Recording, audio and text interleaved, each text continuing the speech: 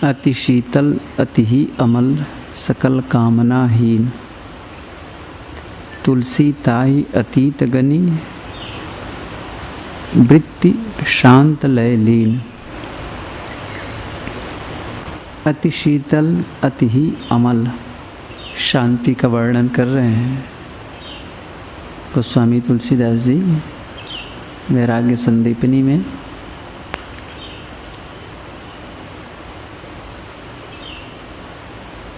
शांति की कोई स्वतंत्र सत्ता नहीं है। शांति का अनुभव होता है।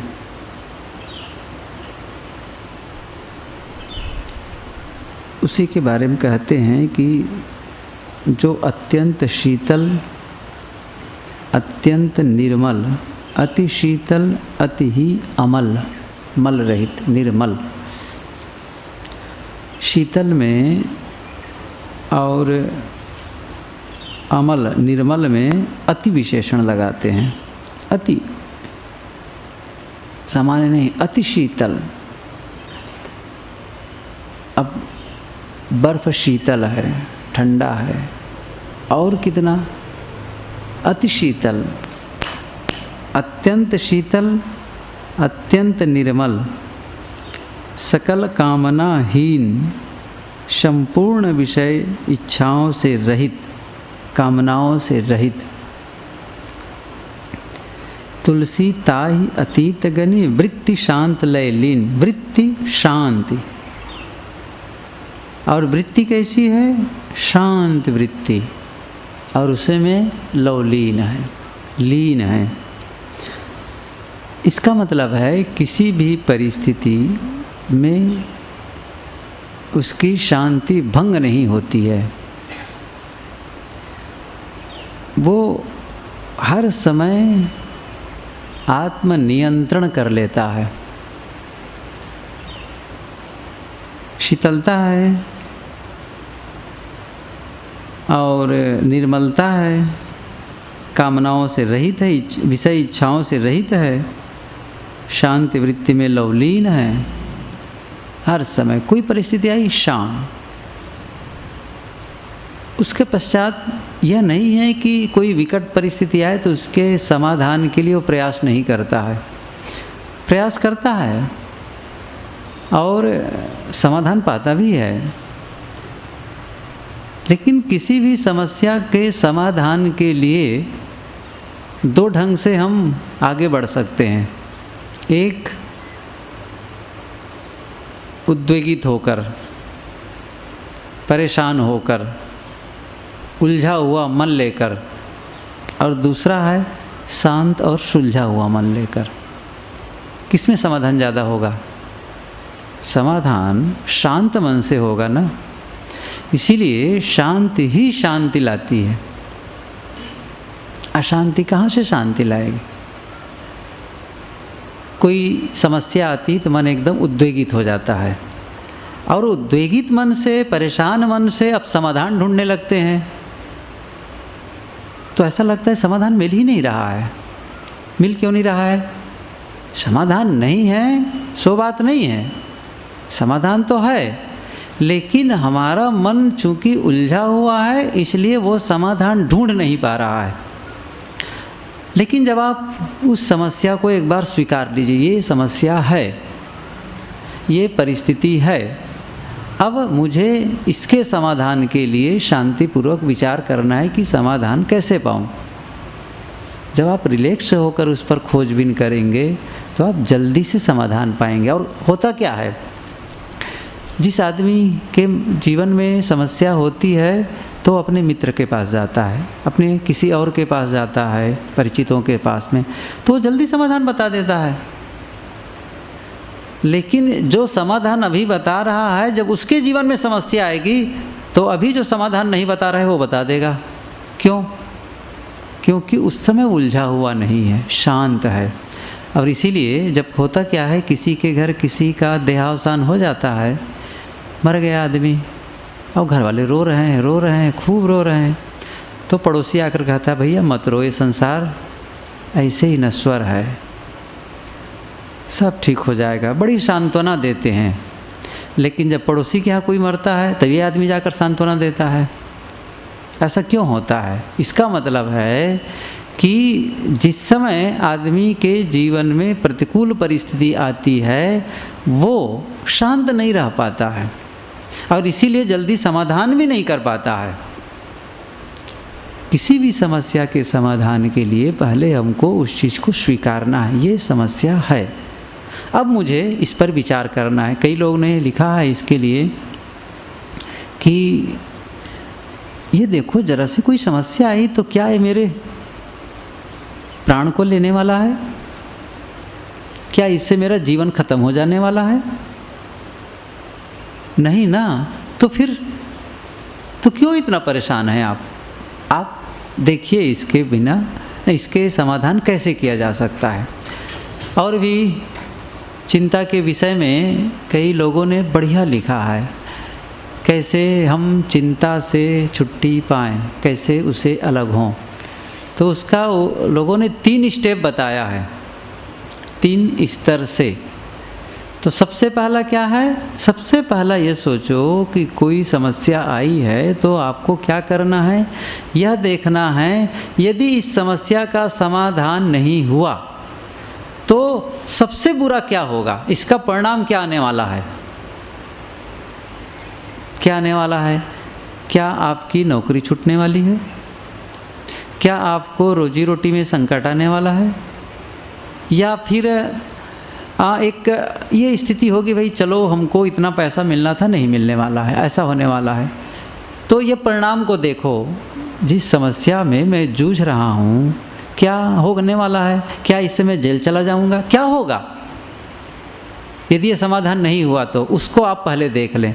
अब आपको पता चल गया कि ये समस्या के समाधान न होने से ये परिणाम आने वाला है, तब आपको क्या करना है? अब आपको दूसरा काम करना है, उसको स्वीकारना है।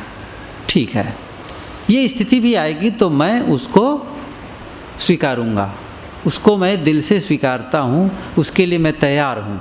तो पहले से आप अपने आप को तैयार कर लीजिए। ठीक है, अब आप तैयार हो जाएंगे तो निश्चित मान के चलिए कि आप थोड़ा हल्का महसूस करेंगे। अब तीसरा काम क्या करना है? तीसरा काम करना है अब जितना संभव हो उसे सुधारने में लग जाओ।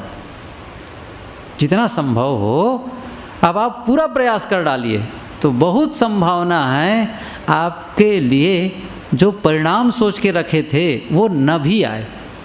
यद्यपि आप उसको पहले से तैयार हैं कि मैं यदि वो परिणाम आएगा तो मैं उसको एक्सेप्ट करूँगा, वो उसको मैं स्वीकारूँगा, ये सब पहले से तैयार हैं। लेकिन बहुत संभावना यह होगी जब आप हल्के मन से उसका समाधान में लगेंगे तो आप समाधान कर ले जाएंगे, और नहीं तो बहुत दूर तक आप ठीक कर लेंगे और वो परिणाम नहीं आएगा जो आप सोचते थे। इसलिए हमें किसी भी बात के लिए पहले शीतल होना है, शांत होना है। उलझा हुआ मन समाधान का रास्ता नहीं ढूंढ सकता है। सुलझा हुआ मन और शांत मन ही समाधान ढूंढता है। उलझा हुआ मन तो हमेशा समस्या देखता है, ये समस्या ये है, ये है, ये है, बस ये समस्या हुई। लेकिन शांत मन समाधान ढूंढता है, समाधान देखता है। हम अपनी दृष्टि को समस्या में न टिकाएं, समाधान में टिकाएं। समाधान कैसे हो सकता है, समाधान कैसे हो सकता है, तो फिर समाधान मिलेगा।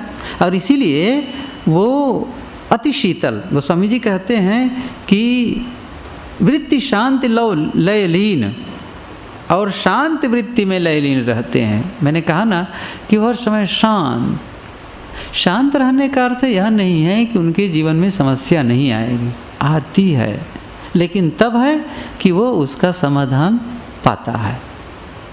तुलसीदास जी कहते हैं कि ताहि अतीत गणि, उसे अतीत का मतलब यहाँ बीता हुआ नहीं है, भूत नहीं है।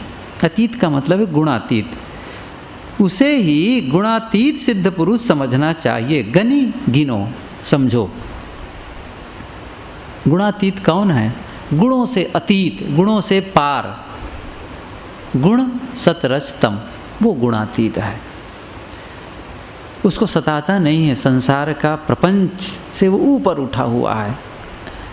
अति शीतल, अति ही अमल, सकल कामनाहीन, जो अत्यंत शीतल, अत्यंत निर्मल, संपूर्ण विषय इच्छाओं से रहित और शांति वृत्ति में लवलीन हैं, तो स्वामी जी कहते हैं कि उसे ही गुणातीत सिद्ध पुरुष समझना चाहिए।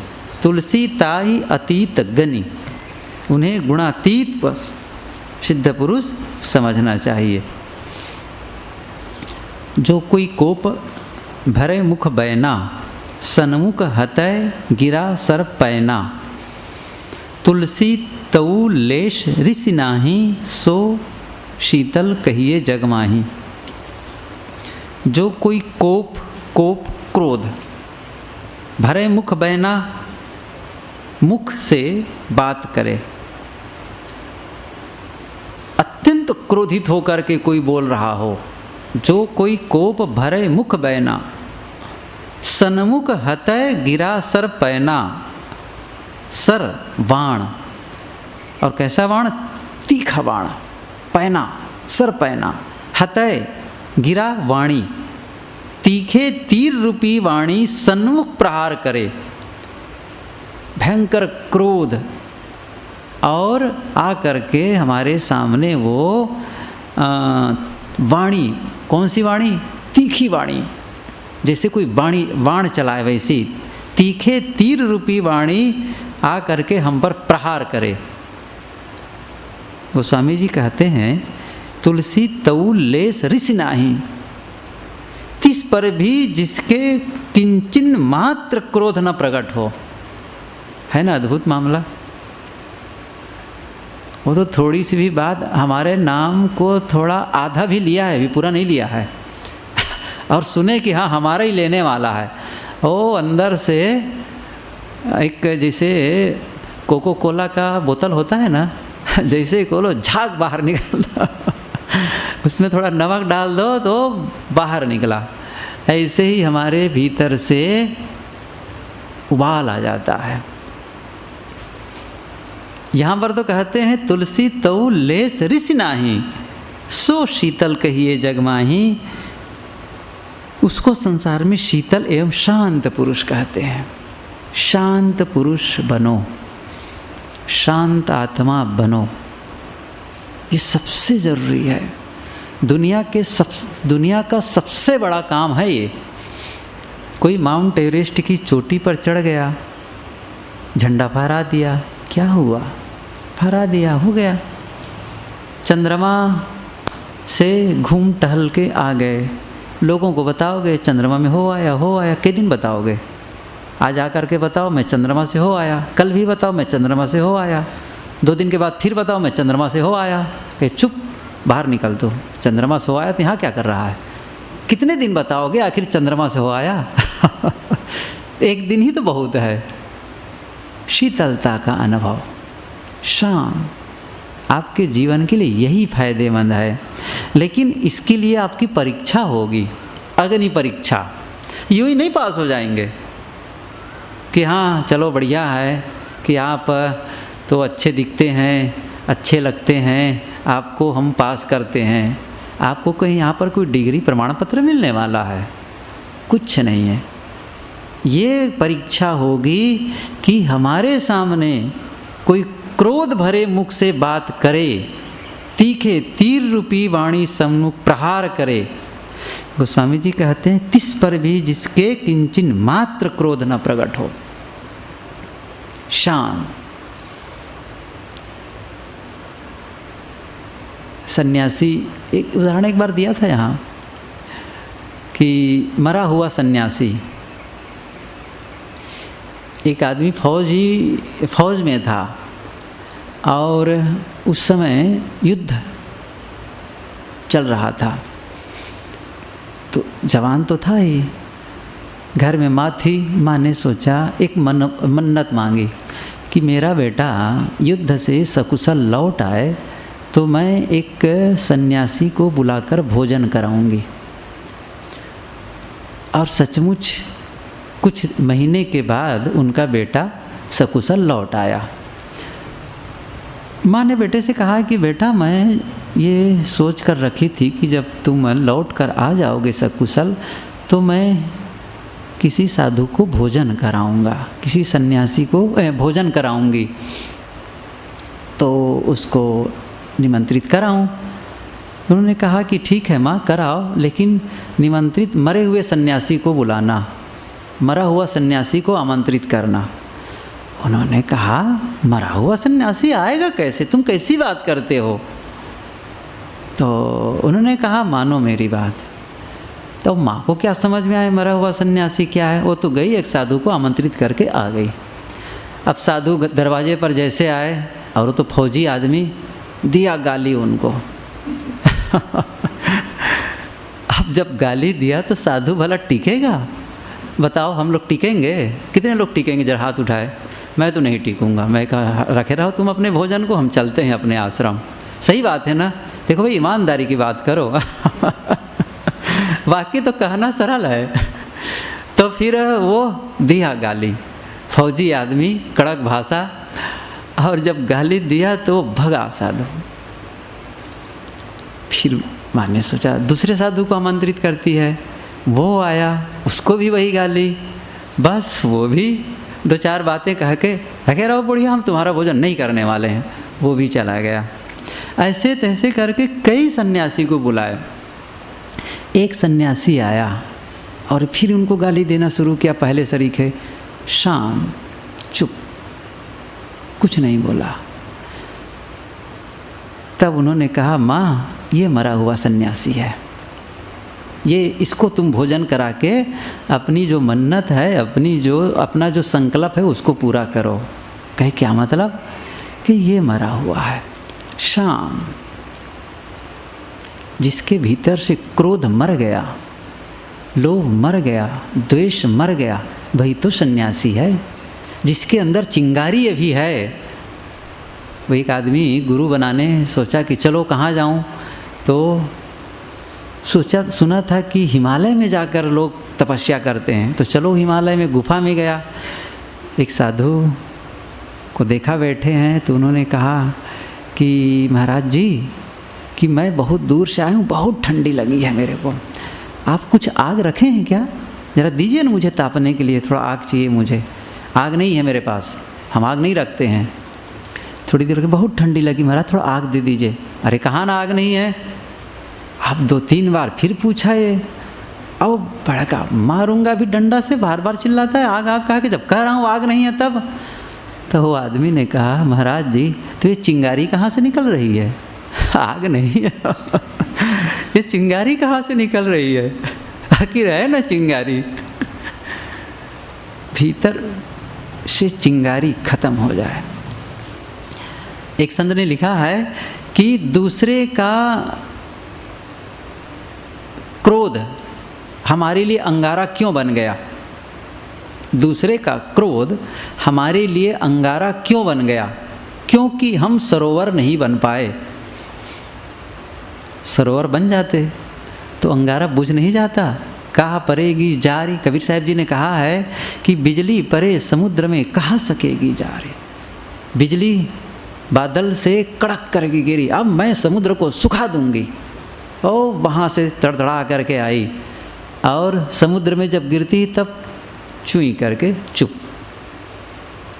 ऐसे ही किसी का क्रोध हमारे लिए अंगारा इसलिए बन गया क्योंकि हम सरोवर नहीं बन पाए।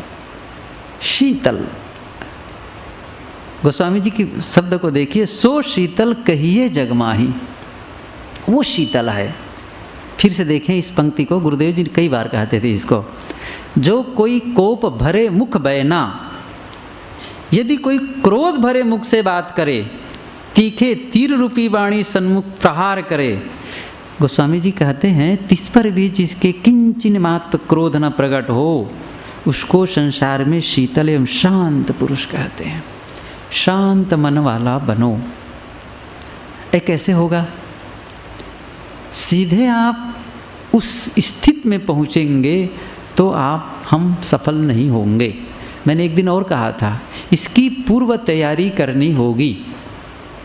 इसकी पूर्व तैयारी करनी होगी, मतलब पहले से ही आपके मन में ये अभ्यास होना चाहिए, यदि ये परिस्थिति आए तो मैं अपने को कैसे पेश करूँगा, मेरी मनोदशा क्या होगी, मैं कैसा रिस्पांस दूंगा, कैसी प्रतिक्रिया व्यक्त करूँगा। तो वो चीज़ को आप पहले देखें और अपने आप को बार बार इस स्थिति में लाएं कि इस स्थिति के आने पर कोई मेरे लिए कटु वचन कह रहा हो, क्रोधित हो रहा हो, तो भी मैं शांत रहूँगा, उसको केवल मुस्कुराते हुए सुनूँगा। यह बार बार विजुलाइज करेंगे, बार बार अपने मन को समझा करके रखेंगे, तो इसका मतलब यह हुआ आप अपने भीतर प्रोग्रामिंग कर रहे हैं। कंप्यूटर का जो डाटा बैंक होता है, जो हार्ड डिस्क होता है, वहाँ पर प्रोग्रामिंग करते हैं और जो उस पर इनपुट किया जाता है वही आउटपुट होता है। इनपुट क्या किए हुए हैं पहले से कि वो आए कोई तो हम उसको भड़ाक से कहेंगे, मतलब ईंट का जवाब पत्थर से देने की आदत है, यही प्रोग्रामिंग पहले से है। और चूंकि हम ये प्रोग्रामिंग पहले कर चुके हैं और कई बार कर चुके हैं, न केवल प्रोग्रामिंग कर चुके हैं बल्कि कई बार इसका अभ्यास कर चुके हैं, ऐसा हुआ है कई बार, और फिर से हम रीप्रोग्राम नहीं किए हैं, मतलब उसका स्कैन करके फिर से रीप्रोग्राम तो किए नहीं है उसको हटा करके, तो क्या होगा, वही आएगा ना बाहर, फिर वही आएगा। अतीत हमको बांधता है, अतीत हमको बांधता है, मतलब अतीत का अभ्यास जो पहले हमने किया है वो फिर सामने आता है। जैसे मैंने और भी कहा कि आदमी एक है जो लंबे समय से क्रोध करता है, लंबे समय से 20 साल से क्रोध कर रहा हो। एक दिन सुबह उठा तो रात में तो सोने जब गया तो हाथ पैर धोया, चप्पल पहनकर गया था बिस्तर पर। सुबह उठता है और चप्पल पहन के कहीं जाता है, बाथरूम जाता है, कहीं जाता है, लेकिन जब आज उठा तो हुआ क्या, चप्पल गायब। अब ख्याल करिए, और 20 साल से वो क्रोध करते आ रहा है और चप्पल गायब। क्या करेगा वो, क्रोध नहीं करेगा, वो अतीत में अनेकों बार कर चुका है तो क्रोध करेगा। और एक दूसरा आदमी है जो क्रोध नहीं करता है, उसकी भी चप्पल गायब है लेकिन वो क्रोध नहीं करेगा, शांत रहेगा। अतीत में हमने जो अभ्यास किया है, तो मैं क्या कह रहा था, आप अब पहले अभ्यास कर लीजिए उसका पहले से, तो फिर जाकर आप जब परीक्षा की घड़ी आएगी उस समय आप अपने को पास कर पाएंगे, नहीं तो फेल तो होना ही है। कितनी बार फेल हो चुके हैं। पाइथागोरस का नाम सुने होंगे आप लोग, गणितज्ञ, वो बहुत प्रसिद्ध है, तो उनके प्रमेय के बारे में तो जानते हैं, पाइथागोरस का प्रमेय, लेकिन जो उनके विषय में लिखा गया इतिहास ये नहीं जानते हैं।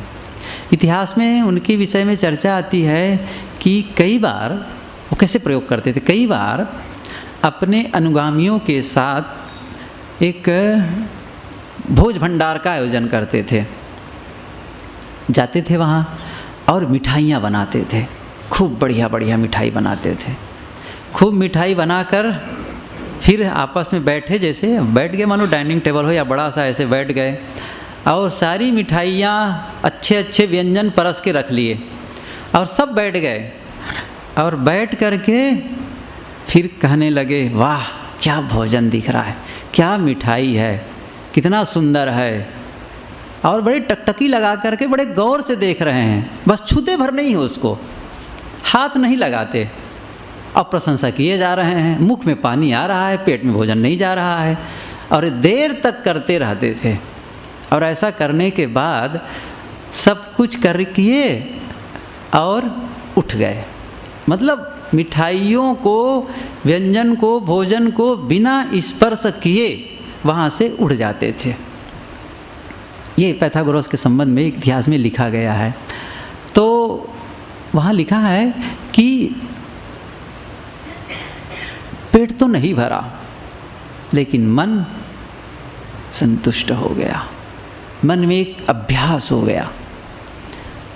कहने का मतलब यह है कि हम पूर्व अभ्यास नहीं करेंगे, इसीलिए बारंबार अभ्यास अभ्यास अभ्यास, अकेले में चिंतन, अकेले में मनन। क्यों, आखिर अकेले चिंतन मनन करने का क्या औचित्य है? यही तो करना है कि मुझे उस परिस्थिति में क्या करना है। घर का कोई एक ऐसा आदमी है जो सारा दारो मदार उसी पर है घर का, जिसको घर का स्तंभ कहा जा सकता है। कभी कल्पना करो वो न रहे तब मैं कैसे बिताऊंगा, कैसे होगा मेरे लिए। तो फिर आप सोचेंगे कि मैं यह कर सकता हूँ, वह कर सकता हूँ, ये होगा वो होगा। एक ख्याल किए रहिए कि यदि उसका वियोग हो भी जाए तो भी मैं अपने को संभाल सकता हूँ। और कभी काल का थपेड़ा लगा, वियोग हुआ, तो आप अपने को संभाल ले जाएंगे। लेकिन मन ने ये मान के रखा है इसका वियोग कभी नहीं होगा, शाश्वत है, संबंध कभी खत्म नहीं होगा। एक बार जुड़ा, चाहे वो पति पत्नी के रूप में, पिता पुत्र के रूप में, माँ बेटे के रूप में, किसी भी संबंध के रूप में जुड़ा और ये मान लिया मन ने अब तो यह लाइफ टाइम के लिए है। कौन ठिकाना ये कब किसके जीवन को कब कौन काल छीन ले। और जब वियोग होगा, चूँकि आप पहले से तैयारी नहीं किए रहेंगे, तो फिर आप विचलित हो जाएंगे, परेशान हो जाएंगे। ऐसी स्थिति में अपने को पहले से ही ऐसा बनाना है ताकि विकट परिस्थिति में भी हम अपने को शांत बना रखें। 7 दीप 9 खंड लो 3 लोक जग माहि, तुलसी शांति समान सुख अपर दूसरो नाहि। गोस्वामी जी कहते हैं कि 7 दीप 9 खंड लो, 7 दीप 9 खंड तक एवं तीनों लोक संसार में 3 लोक जग माहि, तीनों लोक संसार में तुलसी शांत समान सुख, शांति के समान इस संसार में शांति के समान अपर दूसरो नाही, और दूसरा सुख नहीं है। यहाँ का बस सारी बातों को कहकर 7 दीप 9 खंड 3 लोक ये सब कहकर समग्रता को लेते हैं। संपूर्ण विश्व पूरे ब्रह्मांड में शांति के समान दूसरा सुख नहीं है। ब्रह्मांड में मतलब क्या मिलेगा, इस संसार से हमें क्या मिलने वाला है। खाने को मिलेगा ना, पहनने को मिलेगा, देखने को मिलेगा, सुनने को मिलेगा। इससे अधिक हम संसार से पा क्या सकते हैं। संसार के विषयों को ग्रहण करने के लिए हमारे पास जो ज्ञान इंद्रियां हैं वो 5 है, बस इतने से ज़्यादा नहीं है। तो इन्हीं से विषय ग्रहण कर लोगे, बस अधिक से अधिक। आखिर खाओ कितना तुम खाओगे और कितना बढ़िया खा लोगे, एक समय आएगा ठहरो। और पहनने की जहाँ तक बात आई, कितना पहन लोगे आखिर में। हर घंटे में पोशाक बदलोगे? नहीं, हम तो हर घंटे में। तो लोग कहेंगे पागल हो गए है ये, या फिर कहेंगे भाई हमारे पास कई जोड़ी है सूट, कई जोड़ी सूट है, अब हम एक बार में 2-2 सूट पहनेंगे। क्या होगा फिर? 2-2 सूट पहनेंगे तब फिर क्या होगा? क्योंकि वो पूरे महीना भर में 365 दिन तो होते कुल हैं और ज़्यादा हैं सूट, तो हम 2-2 पहन करके इसको ख़त्म करेंगे। तब तो एक रनिंग आएगा ना, साइकिल उसको फिर से रिपीट किया जा सकेगा, तो भी नहीं बनेगा। कुछ नहीं है, एक सीमा है, अंत में थकोगे, हारोगे इस संसार से। इसलिए गोस्वामी जी कहते हैं कि इस संसार में जो कुछ पाओगे उसको छुटना है, अंत में हार कर कहोगे अरे छोड़ो ये सब नहीं चाहिए मुझे, संसार नहीं चाहिए मुझे, संसार अब ये जीव भी आ जाएगा आपको। कब तक जीने की इच्छा होगी, कब तक जियोगे आखिर? मन तो होता है कि न मरूं न मरूं, बाद में कहोगे मर जाता तो अच्छा रहा, मर जाता तो अच्छा रहा। ये जीकर क्या करेंगे हम? परेशान तो हो जाएंगे ना। वो कहानी सिकंदर वाली बहुत प्रसिद्ध कहानी है, कितनी बार सुने होंगे, गुरुजी से भी कई बार सुनते थे, दूसरे ढंग से साहब कहते थे। उसके सरलीकरण यह भी है।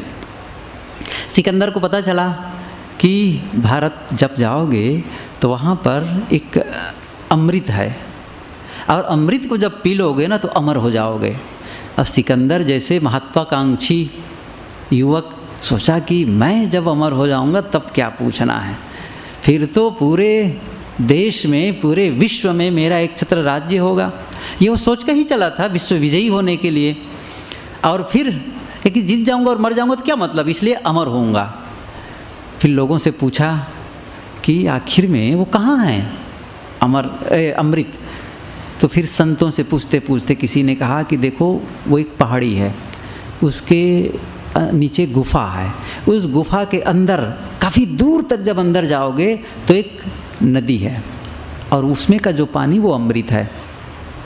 तो कई सिपाहियों को लेकर गया वो, और गुफा में जैसे ही पहुंचा तो कहा कि सिपाहियों का रुक जाओ यहीं तुम लोग, मैं अकेले जाऊंगा क्योंकि सब लोग अमृत पी लोगे तो फिर क्या मतलब मेरा, रुको। वो अकेले गया। अब अकेले गया तो सचमुच वो पानी को देखा तो एकदम स्वच्छ निर्मल धारा, दूध के समान स्वच्छ सफ़ेद। कहा वाह, अमृत पा गया। और घुटनों के बल बैठा बिल्कुल तट पर।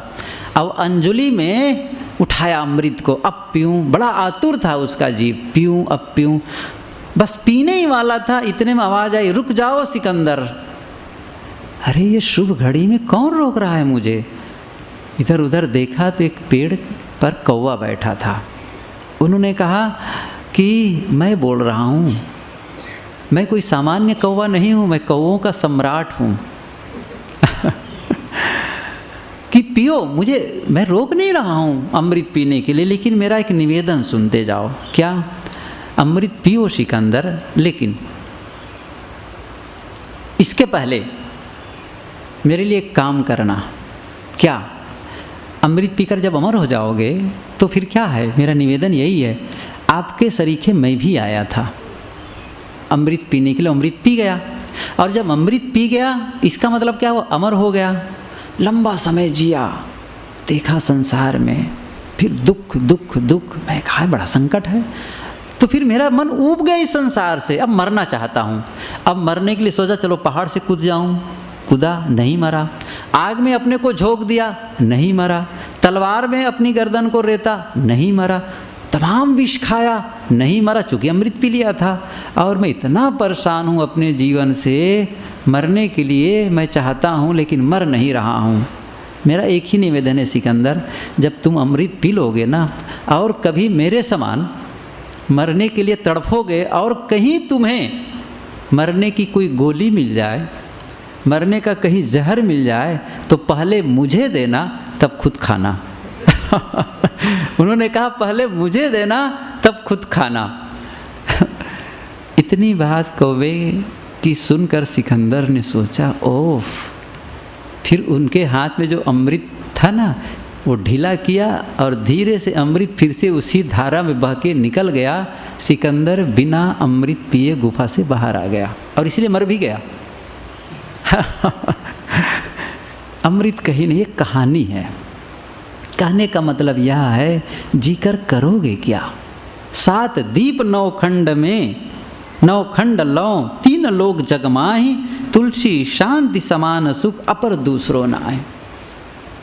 इस संसार में रहकर क्या मिलने वाला है, शांति के समान दूसरा सुख नहीं है। केवल शांति ही ऐसा सुख है जिससे बढ़कर कुछ नहीं है। आपका मन शीतल है, आपसे बड़ा सुखी कौन है। धनी आदमी नहीं, कौन है आप। यदि धनी भी सुखी है तो धन के नाते सुखी नहीं है, अच्छे विचारों के नाते सुखी है।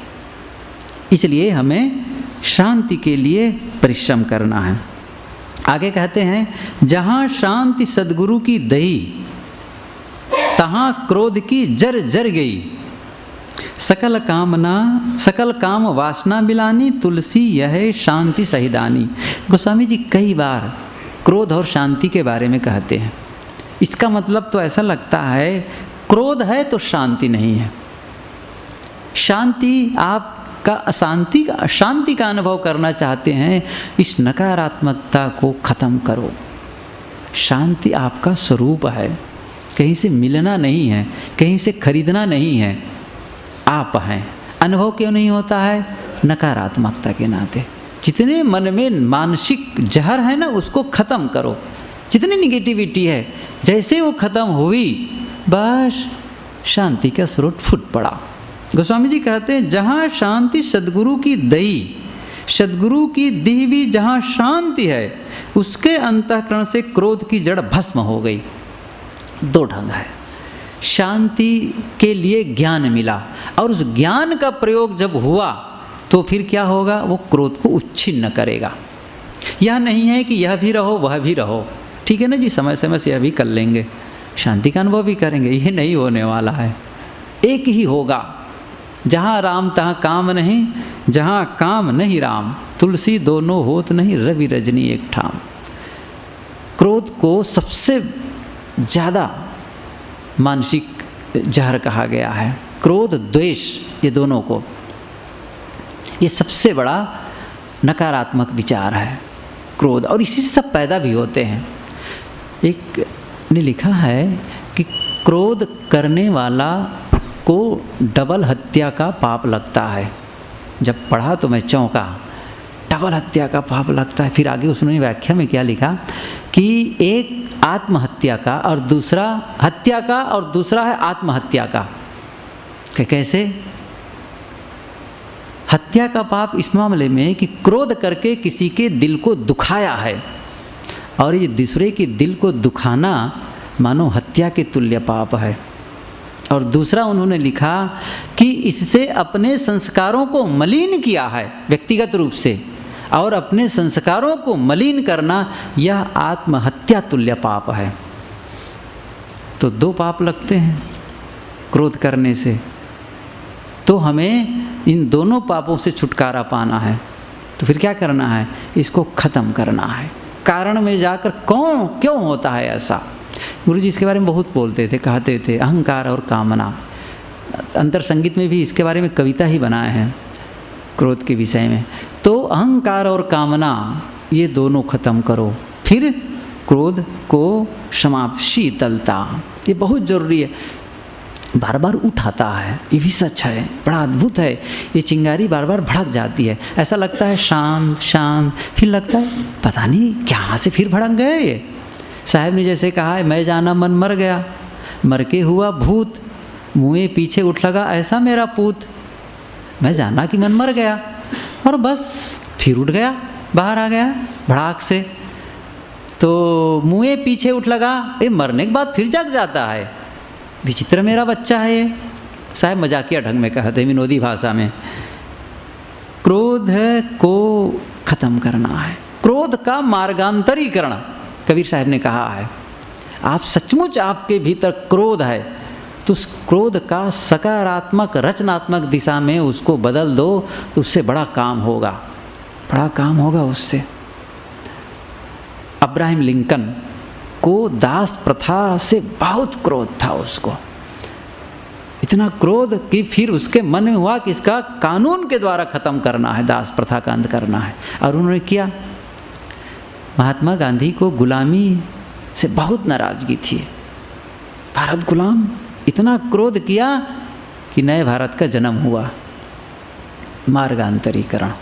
एक महिला के विषय में पढ़ा था कि एक आदमी अमेरिका का था, अमेरिका की थी वो, कि उसका बेटा को कोई गाड़ी ड्राइवर वाहन चालक जो शराब पिया हुआ था वह एक्सीडेंट किया और उससे उसकी मृत्यु हो गई बच्चे की।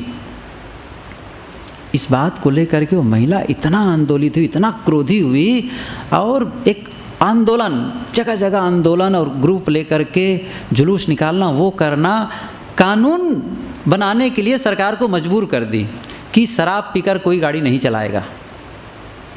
ये क्रोध का ढंग है। मतलब आप अपने क्रोध को किसी सकारात्मक दिशा में परिवर्तन करिए, और सकारात्मक दिशा में परिवर्तन नहीं करेंगे तो विस्फोट कर जाएगा वो। ये मार्गांतरीकरण साहब ने जो कहा है ना उसमें कि जो सन्निपात रोगियन मारे सो साधुन सिद्धि पाई, वो यहाँ पर इसकी व्याख्या लिखे हैं। मार्गांतरीकरण करो, अपने दोषों पर क्रोध करो, नहीं तो फिर ये देखिए, क्रोध का मतलब एनर्जी, पावर, ऊर्जा है आपके भीतर, सीधी सी बात है। ऊर्जा को ख़त्म कैसे करेंगे, समाप्त कैसे करेंगे? ऊर्जा की दिशा को बदलना है। जब दिशा बदल देंगे तो आपकी ऊर्जा बहुत सकारात्मक काम करेगी। नहीं करेंगे तो आपको डैमेज करेगी, विस्फोट करेगी। इसलिए शांति की साधना में मैं, इसलिए कहें काम को भक्ति में, क्रोध को दोषों को दूर करने में, वैराग्य के रूप में, लोभ को ज्ञान में, ज्ञान का लोभी बनो। तो इस प्रकार से मार्गांतरीकरण करना है।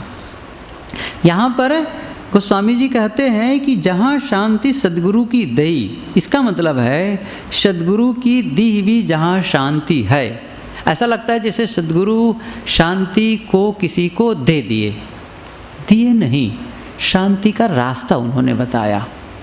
तो फिर क्या होगा इससे? उसके अंतःकरण से क्रोध की जड़ भस्म हो गई। इसका मतलब जब वो शांति का काम करने लगा, साधना का काम करने लगा, तो फिर वह अपने क्रोध को विलीन करने लगा, उसको बदलने लगा, हटाने लगा। यह करने से मुझे शांति नहीं मिलेगी, मैं उद्वेगित हो जाऊंगा, मैं विचलित हो जाऊंगा, मैं परेशान हो जाऊंगा। बारंबार अपने को देखा, यह ठीक नहीं, यह ठीक नहीं, इसको छोड़ना है, और छोड़ दिया वो। फिर क्या हुआ? सकल काम वासना विलानी, संपूर्ण काम वासना नष्ट हो गई। तुलसी यह शांति शहीदानी, गोस्वामी जी कहते हैं यही शांति की पहचान है। मतलब जिसके मन में काम नहीं, जिसके मन में क्रोध नहीं, जिसके मन में लोभ नहीं। क्रोध अतीत के लिए होता है, काम वर्तमान में, लोभ भविष्य के लिए। क्रोध मतलब पहले किसी ने गलती की और हम क्रोधित हुए, अतीत के लिए। काम वासना वर्तमान में, लोभ और चाहिए भविष्य के लिए। ये तीनों मनोविकारों से हम विचलित होते रहते हैं, इसे शांत करना है। तुलसी सुखद शांति को सागर, संतन गायो करन उजागर। तामे तन मन रहे समोई, अहम अग्नि नहीं दाहे कोई। गोस्वामी जी कहते हैं कि शांति समुद्र ही सुखदाई है। तुलसी सुखद शांति को सागर, शांति का सागर, शांति समुद्र ही सुखदाई है। संतन गायो करन उजागर, संतों ने इसकी उजागर महिमा उहाड़ करके कही है। संतों ने इसकी महिमा गाई है, शांति की महिमा। संतजन छिपा करके नहीं, करन उजागर, प्रकट कर दिए, उघाड़ करके महिमा को कहें। गाया मतलब कौन, क्या गाए? महिमा गाए। तामे तन मन रहे समोई, इस शांति समुद्र में यदि कोई अपने तन मन को लीन कर दे, अहम अग्नि नहीं दाहे सोई, तो उसे किसी प्रकार से भी अहंकार की आग नहीं जला सकती है। आपके मन में ये भाव बन जाए कि मुझे शांत रहना है, क्यों अहंकार करेंगे, किस लिए करेंगे? जब अब मान लिया जाएगा मन द्वारा कि मेरा तो कुछ नहीं है, एक कण भी मेरा नहीं है, मेरा शरीर ही नहीं है, ये जो ऐश्वर्य है मेरा कैसे हो सकता है, क्यों अहंकार करूं? व्यर्थ हम अहंकार करते रहते हैं। मैं नहीं रहूँगा तो सब ढह जाएगा। ऐसा कुछ नहीं है, ऐसा कुछ नहीं है। बहुत से लोग आए और गए। गुरुदेव जी बार बार कहा करते, अरे सब घर के मालिक मरते हैं और सब घर चलता है। तमाम प्राइम मिनिस्टर हमारे देश के सब दिवंगत हो चुके हैं, दिवंगत। उनके हड्डी पसली भी नहीं मिलने वाले हैं। भारत चल रहा है, चल रहा है, ऐसे ही होगा। सब जगह की यही बात है। लेकिन मन में लगता है कि मैं थामे हुआ हूँ, दल बादल, मैं खींच रहा हूँ, मैं खींच रहा हूँ। कौन सी गाड़ी मैं खींच रहा हूँ? चूहा कहता है मैं गाड़ी खींच रहा हूँ। अब चूहा आगे आगे चल रहा है एक बैलगाड़ी के। अब देखा पीछे पीछे बैलगाड़ी आ रही है, वाह मैं खींच रहा हूँ इस गाड़ी को। अब तो बड़ा ऐंठ करके चलने लगा, गड़ करके चाल उसकी बदल गई, क्योंकि मैं गाड़ी खींच रहा हूँ। वाह। फिर सोचा कि अच्छा चलो बाजू होकर देखूँ ये चल पाती कि नहीं गाड़ी।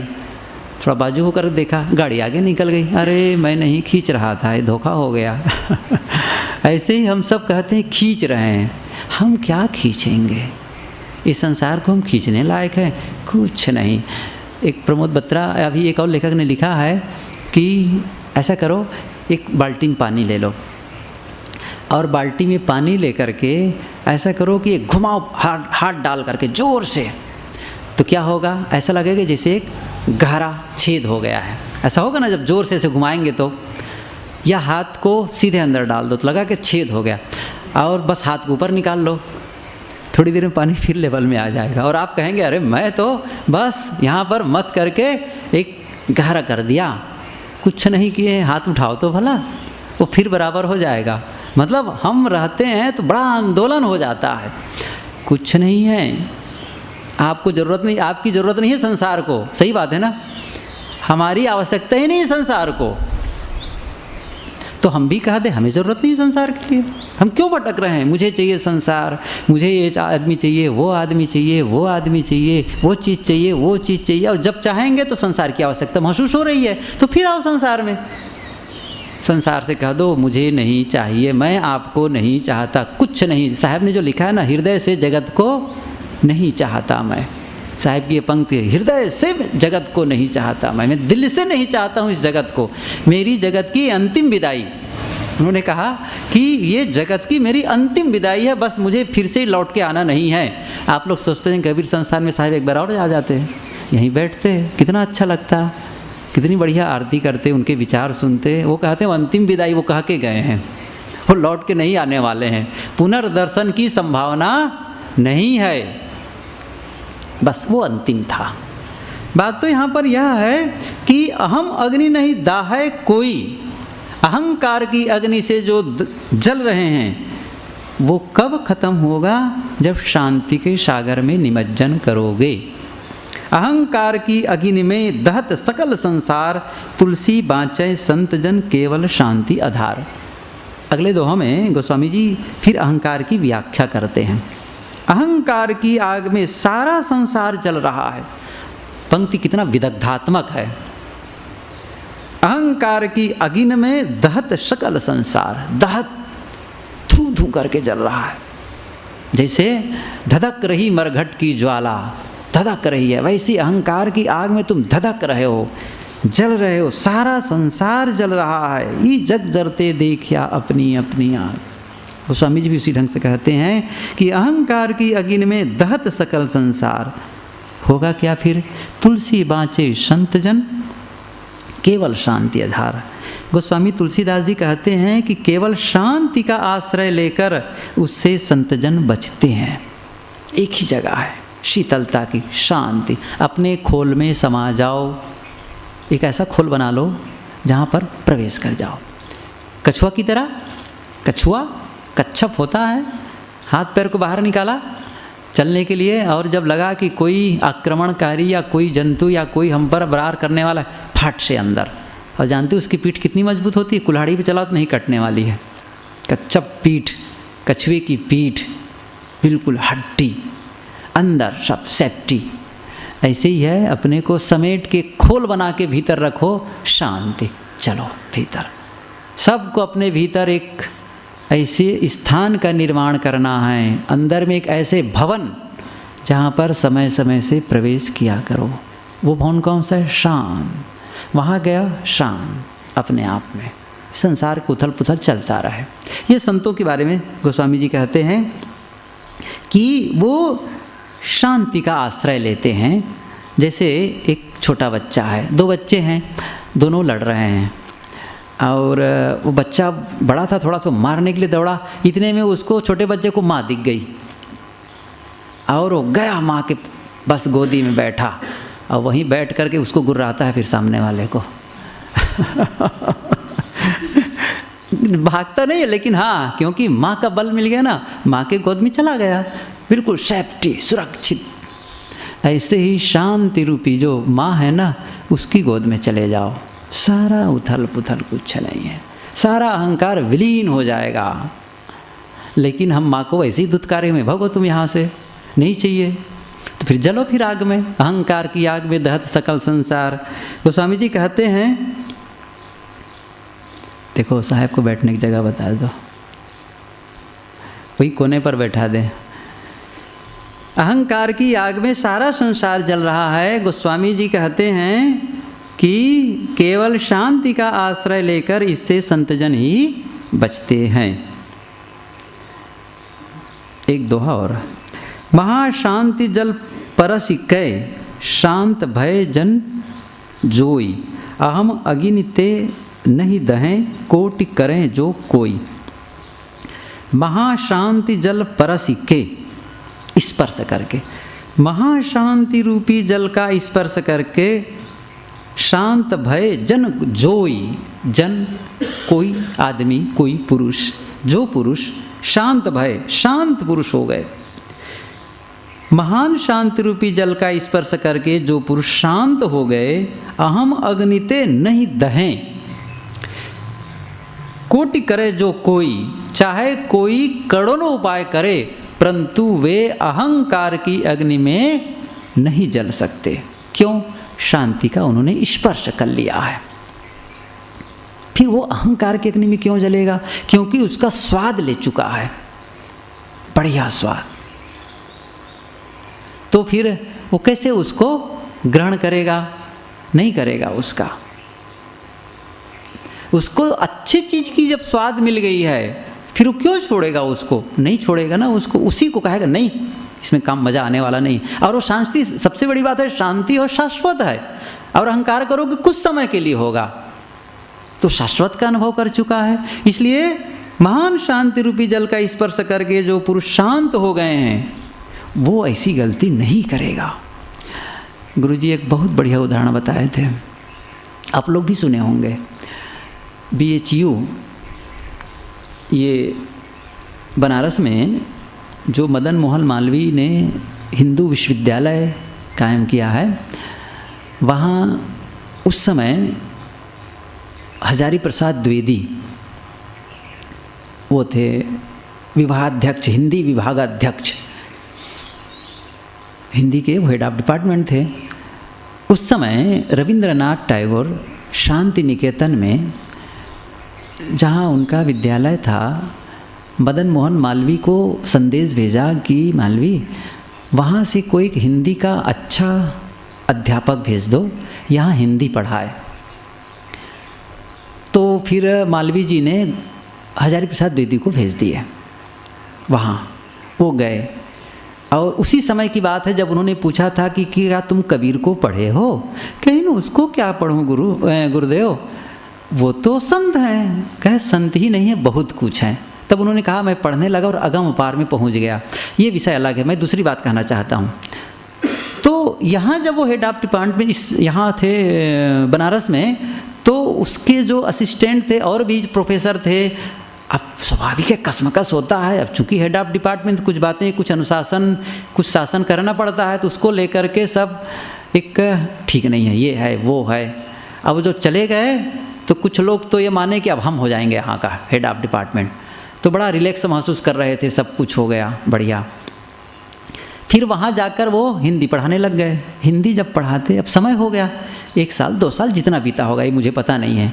वहाँ से फिर से अब वापस आए, क्योंकि वहाँ का काम पूरा हो गया था, जिस उद्देश्य से गए थे उद्देश्य की पूर्ति हो गई। फिर से वो बनारस आए, और जैसे बनारस आते हैं तो जो लोग बड़े प्रसन्न थे, अब फिर कसमकस फिर आ गए। वो ये है वो है, आपस में इतनी चर्चा उनके विरोध में। तो उनके भी साथी थे जो हजारी प्रसाद द्विवेदी के, वो लोग कहने लगे आपको बोलना चाहिए इनके लिए, ये आपके विरोध में न जाने क्या क्या दुराभिसंधि कर रहे हैं, वैसा करते हैं वैसा करते हैं, ऐसी बात बोलते हैं, आप क्यों नहीं बोलते हैं? आप उनको तो बुलाइए और ठीक से फटकारिए। हजारी प्रसाद द्विवेदी ने कहा है, हाँ ठीक कहते हो, लेकिन मैं ऐसा नहीं कर सकता। यदि मैं